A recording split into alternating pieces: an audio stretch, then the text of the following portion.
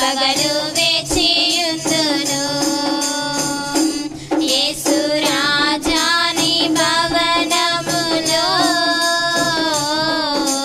రేయి పగలు వేచియుందును స్తుతించి ఆనందింతును నా చింతలు మరచెదను నిన్ను స్తుతించి ఆనందింతును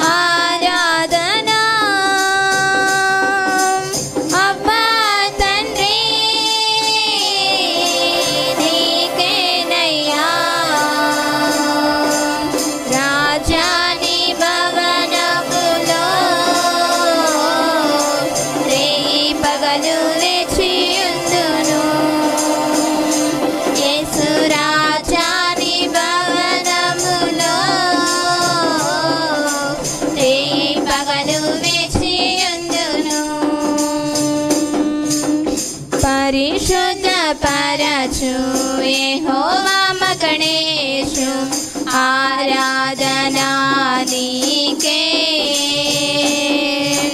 పరిశుద్ధ పరచు యెహోవా మకుడేషు ఆరాధనా నీకే రూపించు దైవమా యెహోవా హోసేను ఆరాధనా నీకే రూపించు దైవమా యెహోవా హోసేను ఆరాధనా నీకే ఆరాధనా ఆరాధనా అబ్బా తండ్రి నీకేనయ్యా ఆరాధనా ఆరాధనా అబ్బా తండ్రి నీకేనయ్యా రాజాని భవనములో రేయి పగలు వేచియుందును యేసు రాజాని భవనములో రేయి పగలు వేచియుందును స్తుతించి ఆనందింతును నా చింతలు మరచెదను నిన్ను స్తుతించి ఆనందింతును నా చింతలు మరచెదను ఆరాధనా ఆరాధనా అబ్బా తండ్రి నీకేనయ్యా ఆరాధనా ఆరాధనా అబ్బా తండ్రి నీకేనయ్యా రాజాని భవనములో రేయి పగలు వేచియుందును యేసు రాజాని భవనములో రేయి పగలు వేచియుందును వచ్చిన పరుని వడపోత సాధనం యేసుక్రీస్తయ్యా ఇది బయలుపరిచిన వాక్యం యేసుక్రీస్తయ్యా ఇది బయలుపరిచిన వాక్యమే ఆలోచన పరుని వడపోత సాధనం యేసుక్రీస్తయ్యా ఇది బయలుపరిచిన వాక్యమే యేసుక్రీస్తయ్యా ఇది బయలుపరిచిన వాక్యమే ఇరాకు దేశంలో అబ్రాము ఉండేను బయటికి పిలిచేను అబ్రహాముగా మార్చెను ఇరాకు దేశంలో అబ్రాము ఉండేను బయటికి పిలిచేను అబ్రహాముగా మార్చెను శరీర మార్పును కలుగా చేసెను శరీర మార్పును కలుగా చేసెను ఈ వడపోత సాధనం ఈ వడపోత సాధనం ఈ వడపోత సాధనం ఈ వడపోత సాధనం ఒక ఆలోచన పరుని వడపోత సాధనం యేసుక్రీస్తయ్యా ఇది బయలుపరిచిన వాక్యమే యేసుక్రీస్తయ్యా ఇది బయలుపరిచిన వాక్యమే. ఐగుప్తు దేశంలో ఒక యేసేపుండెను, పాపమంటకుండా ప్రత్యేకంగా ఉండెను. ఐగుప్తు దేశంలో అబ్రాము ఉండెను, బయటికి పిలిచెను, అబ్రహాముగా మార్చెను. శరీర మార్పును కలుగా చేసెను, శరీర మార్పును కలుగా చేసెను. ఈ వడపోత సాధనం, ఈ వడపోత సాధనం, ఈ వడపోత సాధనం, ఈ వడపోత సాధనం. ఒక ఆలోచన పరుని వడపోత సాధనం. యేసుక్రీస్తయ్యా ఇది బయలుపరిచిన వాక్యమే. యేసుక్రీస్తయ్యా ఇది బయలుపరిచిన వాక్యమే. దమస్కు మార్గంలో సౌలును దర్శించి పౌలుగా మార్చెను, క్రీస్తు ఖైదీగా చేసెను. దమస్కు మార్గంలో సౌలును దర్శించి పౌలుగా మార్చెను, క్రీస్తు ఖైదీగా చేసెను. సమస్తము పెంటగా ఎంచుకొన చేసెను, సమస్తము పెంటగా ఎంచుకొన చేసెను. ఈ వడపోత సాధనం, ఈ వడపోత సాధనం, ఈ వడపోత సాధనం, ఈ వడపోత సాధనం. ఒక ఆలోచన పరుని వడపోత సాధనం. యేసుక్రీస్తయ్యా ఇది బయలుపరిచిన వాక్యమే. యేసుక్రీస్తయ్యా ఇది బయలుపరిచిన వాక్యమే. హల్లెలూయా.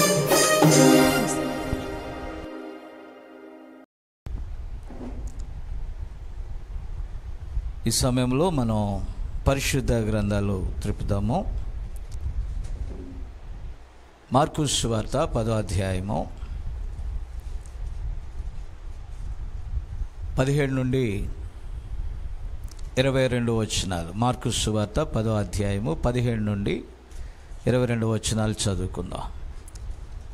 ఆయన బయలుదేరి మార్గమున పోవచ్చుండగా ఒకడు పరిగెత్తుకొని వచ్చి ఆయన ఎదుట మోకాళ్ళలోని, సద్బోధకుడా, నిత్య జీవమునకు వారసుడునగుటకు నేనేమి చేయుదునని ఆయనను అడిగాను. యేసు, నన్ను సద్బోధకుడని సత్పురుషుడని ఎలా చెప్పుచున్నావు? దేవుడు ఒక్కడే గాని మరి ఎవడునూ సత్పురుషుడు కాడు. నరహత్య చేయవద్దు, వ్యభిచరించవద్దు, దొంగిలవద్దు, అబద్ధ సాక్ష్యం పలకవద్దు, మోసపుచ్చవద్దు, నీ తల్లిదండ్రులను సన్మానింపము అను ఆజ్ఞలు నీకు తెలియను కదా అని అతనితో చెప్పాను. అందుకు అతడు, బోధకుడా, బాల్యము నుండి ఇవన్నీ అనుసరించుచునే ఉంటునని చెప్పాను. యేసు అతని చూచి అతని ప్రేమించి, నీకు ఒకటి కొదువుగా ఉన్నది, నీవు వెళ్ళి నీకు కలిగినవన్నీ అమ్మి బీదలకిమ్ము, పరలోకమందు నీకు ధనము కలుగును, నీవు వచ్చి నన్ను వెంబడించుమని చెప్పాను. అతడు మిగుల ఆస్తి గలవాడు గనుక ఆ మాటకు ముఖము చిన్నబుచ్చుకొని దుఃఖపడుచు వెళ్ళిపోయాను. మరొక వాక్యం చూద్దాం. యోహాను సువార్త 10వ అధ్యాయము, యోహాను సువార్త 10:11 వచనం. నేను గొర్రెలకు మంచి కాపరిని, మంచి కాపరి గొర్రెల కొరకు తన ప్రాణము పెట్టును. ప్రార్థన చేద్దాం. ప్రేమగల మా తండ్రి, పరిశుద్ధుడా, ఈ పునరుద్ధాన దినములో ప్రభా మేము ఇక్కడ చేరి ఉన్నాం. ఈ చిన్న వధువు కొరకు నువ్వు సిద్ధపరిచిన ఒక చిన్న వర్తమానమును ఈ దినమున మేము ధ్యానించి ముందుకు కదులుచున్నాం నాయన. ఈ కూడికంతటిలో మీరు ఉండండి. సాయంకాలం జరిగే కూడికలో నాయన మరి నిదాసుడు పౌలరాజును కూడా క్షేమంగా తీసుకొని రండి. వారితో పాటు ఇక్కడికి వచ్చుచున్న నాయన అందరికీ నీ కృప దయచేయి నాయన. గత నెలలో మేము వారిని సరిగా పరామర్శించుటకు మాకు తెలియలేదు. నీ చిత్తమైతే ఈ దినమున వారందరూ వచ్చి సంతోషంగా మాతో కలిసి నాయనా నిన్ను ఆరాధించుటకు కృప దయచేయి ప్రభా. ఇక్కడ జరిగే కూడికంతట్లో మీరు ఉండండి, అలాగే నా ప్రయాణంలో కూడా మీరు ఉండండి. మేము చేరవలసిన గమ్యానికి చేరుటకు కూడా క్షేమంగా నడిపించండి. ఈ కూడికలని చేతులకు అప్పగిస్తున్నాను. ప్రాముఖ్యంగా ఇదిగో ప్రభా, ఈ సమయంలో అత్యున్నతమైన నీ వాక్యం దగ్గరికి మేము వస్తున్నాం ప్రభా. మీరు మాతో మాట్లాడండి, మిమ్మల్ని రంగం మీదకి ఆహ్వానిస్తున్నాం నాయనా. మేము మాట్లాడితే ప్రయోజనం లేదు, కానీ నువ్వు మాట్లాడితేనే శ్రేష్టం. ఎందుకంటే నీ ఆత్మ లేనిదే మేము చేయగల కార్యం ఏది లేదు ప్రభా. మీరు రంగం మీదకి రండి, మీరు నడిపించండి. కొద్ది సమయం నన్ను నీ సిలువ చాటున మరుగుపరుచుకో. నీ నోటికి కేవలం ఒక బోరగా మాత్రమే నన్ను వాడుకో. తద్వారా నీ నామానికి అధిక మహిమ వచ్చులాగన నీ నామమే ఘనపరచబడునుగాక. వినగల హృదయం, గ్రహించగలిగినటువంటి బుద్ధి నీ బిడలలో పుట్టించమని, కృప చూపమని, నా పెదవులు కాపు కాసి నీ మాట కాక వేరొక మాట మా నోట రాకుండా ఈ గడియలో మా కొరకు పంపిన వర్తమానమును నాయన మేము ధ్యానించి దాని ప్రకారం నడుచుకోవటానికి కృపనిమ్మని యేసు నామమును అడుగుచున్నాము. ఆమేన్. దయచేసి కూర్చోండి.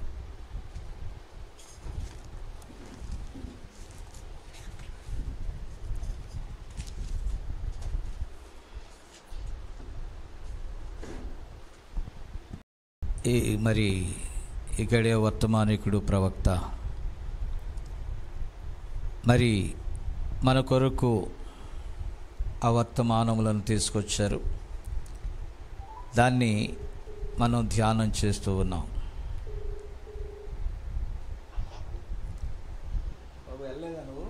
కొంతమంది కాన్ఫరెన్స్లో కూడా ఉన్నారు, అందుచేత 1965 10వ నెల 31వ తేదీన ప్రవక్త బోధించిన అంశము నాయకత్వం. ఆమెన్. దాన్ని సంక్షిప్తంగా కొన్ని మాటలు మనం ధ్యానం చేసి మనం ముందుకు కదులుదాం. దేవునికి స్తోత్రం.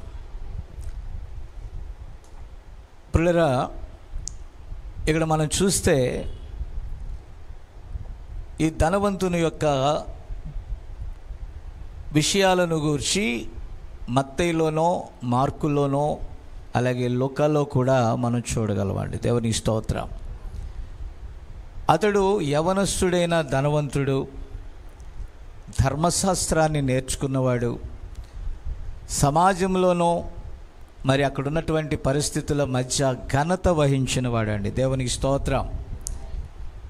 పిల్లరా, ఇక్కడ గమనిస్తే ప్రవక్త అంటాడు ఒక చిన్న విషయాన్ని అతడు చెప్తున్నాడు. అక్కడ ఏంటంటే ఆ తల్లి తండ్రి ఆ పిల్లవాడు మంచి ప్రవర్తనను బట్టి మనం ఆలోచించాలి. ఆ తల్లి ఆ తండ్రి అతన్ని చాలా చక్కని స్థితిలో పెంచి ఉండకపోతే అతడు బాల్యము నుండే నేను నేర్చుకున్నాను ధర్మశాస్త్రాన్ని చెప్పేవాడు కాదు అంటున్నాడు ప్రవక్త. ఆమేన్. పిల్లరా, మరొక సందర్భంలో ఒక చిన్న విషయాన్ని చెప్పాడు. ఒక వృద్ధురాలు అక్కడ ఉంది. ఆ వృద్ధురాలు తన జీవనానికి సంబంధించిన చిన్న చిన్న నాణ్యాలు, మీనాలు కొన్ని పోగేసుకొని తన పిల్లలకు ఇవ్వాల్సిన సమస్తాన్ని తెచ్చంట ఆ కానుక పెట్టెలో వేయటం అక్కడ మనం చూస్తాం.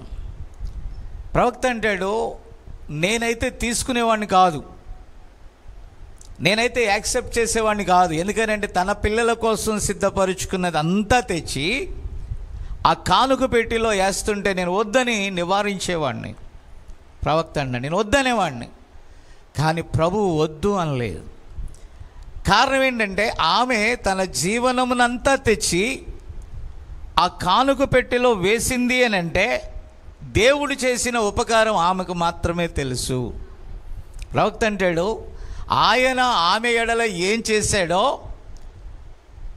అదే విషయాన్ని ఆమె రెండంతలుగా తెచ్చేసి, అంటే ఎంత చేయాలో ఆమెకు తెలియలేదు కానీ చేయదగినంతగా తెచ్చి ఆమె చేసేసింది. అక్కడ ప్రభువు నివారించలేదంట, వద్దు వద్దు అనలేదంట. ఎందుకంటే ఆమెకు ఒక విషయం తెలుసు. ఏం తెలుసు అంటే ఆమెకేం తెలుసు అంటే తన పిల్లల పట్ల దేవుడు శ్రద్ధ కలిగి ఉన్నాడని ఆమె నమ్మిందంట. ఆమెన్.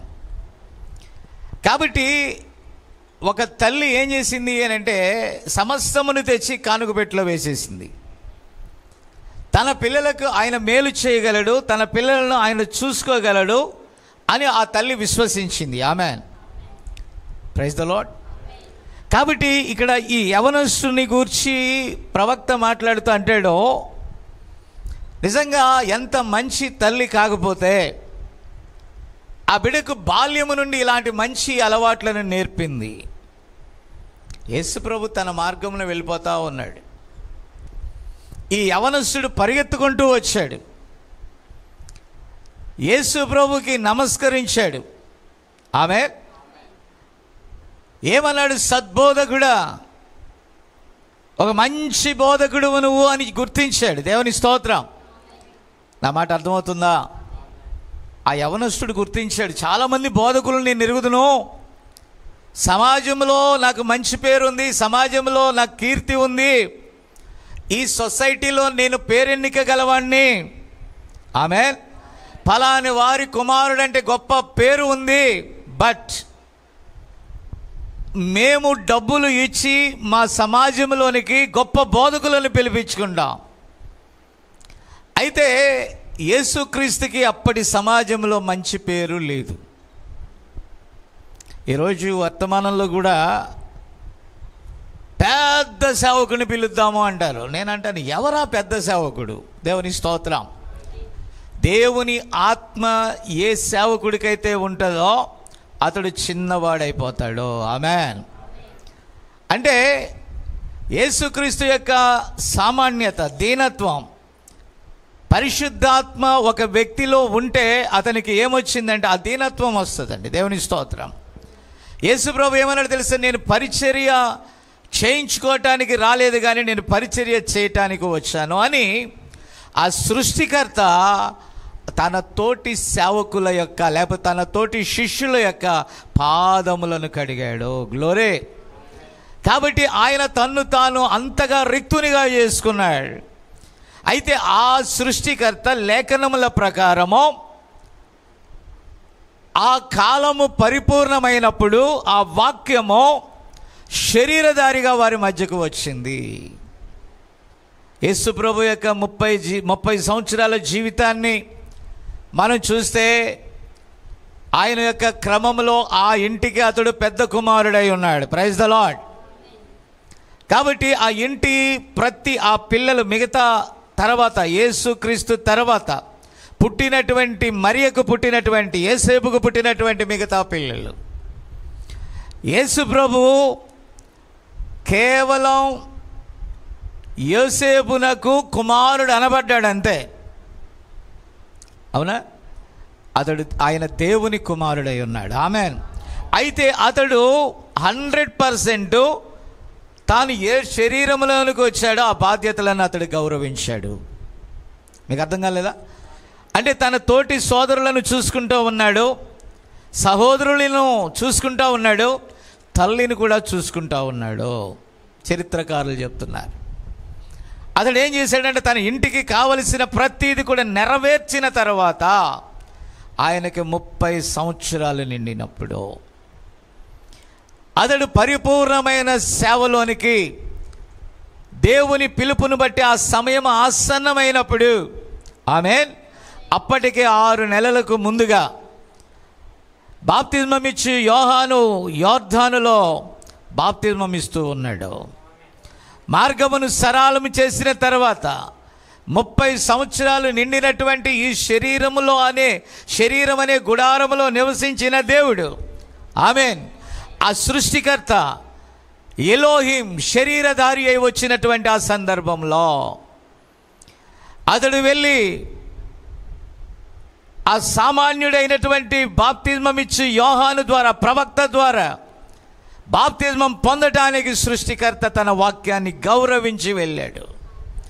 ఆర్డర్ పాస్ చేసింది ప్రవక్తల ద్వారా ఆయనే, ఆ ఆర్డర్కి లోబడినది ఆయనే. That is the leadership. స్తోత్రం. ఏ లీడర్షిప్, ఏ వాక్యమైతే లీడ్ చేస్తుందో, సృష్టికర్తగా ఉన్న యేసు కూడా ఆ వాక్యానికి లోబడ్డాడు. అంటే ఒక మంచి మాదిరి, ఒక లీడర్షిప్, ఒక నాయకత్వాన్ని ఆయన మనకు నేర్పాడు. నా తండ్రి సెలవీయకుండా నేను ఏది చేయను అన్నాడండి. నా తండ్రి ఏది చేయటం నేను చూస్తున్నానో అది గాక మరి ఏది కూడా చేయను. అంటే పరలోకపు తండ్రి నుండి కుమారుడనబడి ఆయన వచ్చినప్పటికీ తండ్రి అనే క్యాడర్కి ఆయన లోబడ్డాడు. గ్లోరీ. స్తోత్రం కలుగును గాక. ఆయన ఏం చేశాడండి? తండ్రి అనే క్యాడర్కి లోబడి తండ్రి బయలుపరిచిన ప్రతి దాన్ని అతడు చేయటం ప్రారంభించాడు. 30 సంవత్సరాలు భౌతిక తల్లిదండ్రుల సేవ చేశాడు. ఆమేన్. ఆ తర్వాత పరలోకపు తండ్రి సేవ ఆయనకి ఇవ్వబడిన సమయం దానియేలు 70 వారాల్లో ఒక్క వారములో ఒక అర్ధవారము యొక్క పని ఆయనది, మరో అర్ధవారము యొక్క పని వేరొకరికి అప్పగించబడి ఉంది. మీరు అనుకోవచ్చు, ఆ వారంలో ప్రభువు శరీరధారి అయి వచ్చి తన పనిని ముగించాడు అర్ధవారంలో. ఆమేన్. 3.5 సంవత్సరాల్లో. కాబట్టి ఆ తర్వాత 3.5 సంవత్సరాల కాలం ఉంది. ఆ కాలంలో పరిశుద్ధాత్మగా మన మధ్య ఉన్న ప్రభువు లీడర్ ఏం చేస్తాడు? తన వధువుని తీసుకొని వెళ్ళిపోతాడు. అదే సమయంలో ఆ 3.5 సంవత్సరాల కాలంలో 1,44,000 మందికి 2 సాక్షుల ద్వారా అక్కడ వారికి మరలా ఆ యొక్క వారికి నియమించబడిన వారి క్రమములను వారు అక్కడ నెరవేరుస్తున్నారు. ఆమేన్. అప్పుడు ఆయన ఎవరికి ప్రత్యేకించబడ్డాడంటే ఆ యూదులకు మాత్రమే ప్రత్యేకించబడ్డాడు. అన్యజనులలో ఇక ఆయనకి ఏమీ లేదు. తన స్వాస్థ్యాన్ని తీసుకెళ్ళిపోయాడు ఇంక అన్యజనులలో. ఇక మిగిలింది ఎక్కడంటే ఆ యూదుల మధ్య ఉన్నది. ఆమేన్.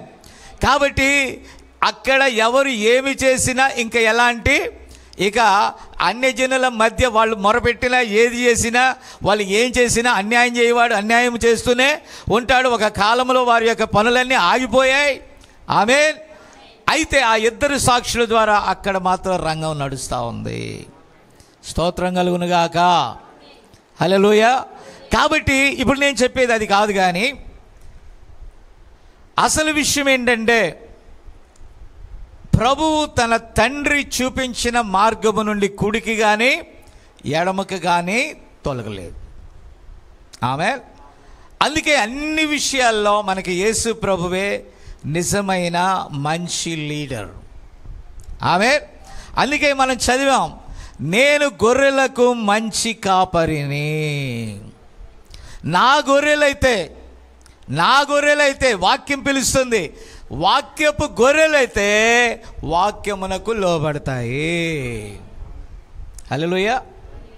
వాక్యపు గొర్రెలైతే వాక్యానికి లోబడతాయి. ఆమేన్. కాబట్టి ఈ చెన్నై పట్టణంలో వాక్యపు గొర్రెలు ఉన్నాయనుకోండి, వాక్యం దగ్గరకు వస్తాయి. స్తోత్రం కలుగును గాక. హల్లెలూయా. ఇందాక మార్గంలో వస్తామంటే అందరూ వందనాలు అయ్యారు అంటున్నారు. ఎవరో తెలియదు నాకు. మనోడిని అడిగాను, నీకేమన్నా తెలుసురా బాబు అని. ఇతను అడిగాను, నాకు తెలియదని. నువ్వు అనుకుంటా చూసి, మనోడు చూడలేదు, నువ్వు చూసావు, కానీ ఎవరో తెలియదు. కానీ ఇక్కడ ఒక పరిచర్య ఉన్నదని వారికి తెలుస్తుంది. కాబట్టి నేను అనేది ఏంటంటే, దేవుడు నిన్ను పంపితే అక్కడ దేవుని యొక్క గొర్రెలు ఉన్నట్లయితే, ఆమేన్, ఆయన ఏర్పాటు చేసుకున్న గొర్రెలు అక్కడ ఉన్నట్లయితే, హల్లెలూయా, తప్పకుండా ప్రియులారా అక్కడ వారైతే వింటారు. ఎంతమంది విన్నా వినకపోయినా మనకి అవసరం లేదు. ఆమేన్. ఎంతమంది విన్నా వినకపోయినా మనకి అవసరం లేదు. దేవుడు గనుక పంపితే తన ప్రణాళికలో ఉన్నవారు తప్పకుండా వింటారు. గ్లోరీ. కాబట్టి ఈరోజు మనకి అత్యవసరం, ఉదయం నేను చెప్పాను, ఈరోజు అత్యవసరమైనది ఏంటో తెలుసా? తన ప్రణాళికలో ఉన్న వారిని మనం కనుగొనుట. ఆమేన్. కనుగొనుట అనుట కంటే దేవుడు చూపించిన వాటిని కనుగొనుట అంటే బెటర్. మనం కనుగొనలేం, ఆయన చూపించాలి. హల్లెలూయా. కాబట్టి పిల్లరా, ఈరోజు వర్తమాన సంఘములు కూడా ప్యాషన్ అయిపోయాయి. ఏమైపోయాయి? ప్యాషన్ అంటే ఏం లేదు, ఆ సంఘశాఖని జిరాక్స్ తీస్తే జిరాక్స్ సరిగా పడదు. ఎలా పడుతుంది అంటే కొంచెం కొంచెం డాట్ డాట్గా పడుతుంది, బ్లర్గా పడుతుంది. అయితే వీళ్ళు కొంచెం బ్లర్గా ఉన్నారు తప్ప ఒరిజినల్ ప్రింట్ తీస్తే వీళ్ళు కూడా సంఘశాఖ లాగానే ఉంటారండి. ఒరిజినల్ ప్రింట్ తీస్తే, జిరాక్స్ తీస్తే కొంచెం డిమ్గా కనబడితే మేము మేము మేము సంఘశాఖ కాదు, మేము సంఘశాఖలాగా పోగేసుకోవట్లేదు అంటారు. కానీ ఒరిజినల్ ప్రింట్ చూస్తే, బ్లూ ప్రింట్ చూస్తే సంఘశాఖలాగానే ఉన్నారు. ఆమేన్. కారణం ఏంటంటే ప్రజలను ఆకర్షించుట అనేది కాదు దేవునికి కావాల్సింది, తన గొర్రెలను ఆకర్షించుట ఆయనకు కావాలా. ఆయన తన మార్గమునే వెళ్తున్నప్పుడు, బాబు యవనస్తుడా నువ్వు గొప్పవాడు అని నేను విన్నాను, ఎంక్వైరీ చేశా. నేను ఎంక్వైరీ చేస్తే ఆదాని చెప్పాడు, అయ్యగారు ఆయన సంఘంలో చాలా గొప్పవాళ్ళండి, వాళ్ళ నాన్న బిషప్, వాళ్ళ నాన్న ఎవరు బిషప్, లోదరని పెద్దంట అని ఆదాం అన్నాడు అనుకోండి. ఎగ్జాంపుల్ చెప్తున్నాను. ఆదాం అన్నాడు అనుకోండి. అప్పుడు నేను వెళ్తా దారిలాగి, ఓ ఏసేబో, ఓ యవనస్తుడా, యవనస్తుడు అంటే మీరు నవ్వకండి, నేను అంటున్నాను ఊరికే. కాబట్టి నువ్వు రా నన్ను వెంబడించు అని ఆయన అనలా, కమ్ అండ్ ఫాలో మీ. అయితే ముందు అతడు పిలిచాడు, నువ్వు నన్ను వెంబడించాలంటే, ఆమేన్, నీవు నన్ను వెంబడించాలంటే నీకు ఒకటి కొదువుగా ఉందని చెప్పాడు. ఇప్పుడు ఎవరు వెతికారు? యేసుప్రభు ఆయన వెతికాడా? ఆయన వచ్చి యేసుప్రభుని యేసుప్రభుతో మాట్లాడా? ఆ ధనవంతుడే వచ్చి, లేకపోతే ఆ యవనస్తుడే వచ్చి అడిగిన క్వశ్చన్ ఏంటో తెలుసా? చాలామంది బోధకులు ఉన్నారు, బోధకులలో నువ్వు సద్బోధకుడు అని నేను ఎరిగి ఉన్నాను. ఆమేన్. కాబట్టి మిగతా వాళ్ళందరూ ఏం చెప్తారు? కాకన్బుల్ కథలు చెప్తా ఉంటారు. మళ్ళీ వాళ్ళల్లోనే రెండు భాగాలు చేలుతాయి, వాళ్ళే విమర్శించుకుంటూ ఉంటారు. కల్వరి సతీష్ గారిని ఒక ఆయన విమర్శిస్తున్నాడు, ఈయన విమర్శిస్తున్నాడు. మళ్ళా ఒక ఆయన చనిపోతే కల్వరి సతీష్ గారిని అన్న వాళ్ళందరూ చచ్చిపోతున్నారని ఇంకో స్టేట్మెంట్. రెండూ రైట్ కాదు, ఒకటి గుడ్డి ఒకటి మెల్ల. ఏది పర్ఫెక్ట్గా కనబడే ఛానల్ కాదు అది. ఒకటి గుడ్డి ఒకటి మెల్లదంటే నువ్వు పూర్తిగా గుడ్డిదానా అంటే వాడు అంటాడు, మా ఆవిడ చెప్పింది నువ్వు మెల్లోడు వంటలే అని. అంటే రెండు గుడ్డియే. ఆమేన్. నా మాట అర్థమవుతుందా? రెండు గుడ్డియే, కానీ సత్యము ఎల్లప్పుడూ స్వతంత్రంగా ఉంది. సత్యము ఎప్పుడు కూడా ఒకరి దయా దాక్షిణ్యాల మీద ఆధారపడి లేదు, తన దారిని వెళ్ళిపోతుంది సత్యం. సత్యం ఎక్కడ వెళ్తుంది? వాళ్ళని పిలవాలా వీళ్ళని పిలవాలా? నో, తన దారి మీద ఉంది, తన స్తంభం మీద ఉంది. ఆ వెలుగు ఆ దీపస్తంభం మీద ఉంది. ఆ వెలుగు ఎవరిని ఎప్పుడు ఆకర్షించాలో ఆ దీపము దగ్గరికి వారే, నా తండ్రి ఒకరిని ఆకర్షించకపోతే నేను వెళ్ళి ఆకర్షించడం వలన లాభం లేదు. ఆమె ఏం చెప్తారా? ఎవరు ఆకర్షించాలంట? ఈరోజు మనుషులు చేత ఆకర్షించబడి, మనుషుల ద్వారా ఆకర్షించబడి, మనుషులే మోటివేషన్ చేసి, మనుషులే జనాభాలను పెంచుకొని పెద్ద సంఘాలని ధనవృద్ధి చేసుకొని ఉన్నాయి. అందుకే లౌదికేనియస్ ఏమని చెప్తున్నాడు? నేను ధనవృద్ధి చేసుకొని ఉన్నాను, నాకేమీ కొదువలేదు, నాకేమీ కొదువలేదు, మాకు కావలసినవన్నీ ఉన్నాయి, ఇంకా నీకు పరలోకం ఎందుకు కావాలా? నీకొకటి కొదువుగా ఉన్నది. నువ్వు అనుకుంటున్నావు, నువ్వు భ్రమలో ఉన్నావు. అదా విన్నావా? నాకు అన్నీ కలిగి ఉన్నానని భ్రమలో ఉన్నావు. కానీ ప్రభు అంటున్నాడు నీకొకటి కొదువుగా ఉన్నది. గ్లోరీ. పిల్లరా, ప్రవక్త అంటాడు, ఒక మేక ఉన్నది. మేక ఆ గొర్రెలను నడిపించటానికి లీడర్షిప్ కోరుకుంటుంది అంటండి. మేక ఏం కోరుకుంటుంది? కానీ గొర్రె ఏం చేస్తుందంటే నడిపించబడటానికి తీసుకుంటుందంట. ఆమేన్. మీకు అర్థం అవట్లేదా? అయితే ఈ మేక ఈరోజు కాపరుల వల్ల గొర్రెలు నశించిపోతున్నాయి. నా మాట విన్నారా? కాపరుల వల్ల గొర్రెలు నశించిపోతున్నాయి. యేసు ప్రభు గన్ షాట్గా చెప్తున్నాడు. ఏమన్నాడు తెలుసా? నేను గొర్రెలకు చెప్పాలి, మామూలు కాపరి కాదు, మంచి కాపరి. I am a good shepherd. Amen. I am a good shepherd. నేను మంచి కాపరిని. కారణం ఏంటో తెలుసా? ఆ గొర్రెల కొరకు తన ప్రాణమును ఆయన పెట్టాడు. ఈరోజు ప్రాణం అంటే మీ అందరి కొరకు నేను ఫ్యాన్ కూరేసుకుంటే ప్రాణం పెట్టడం కాదు.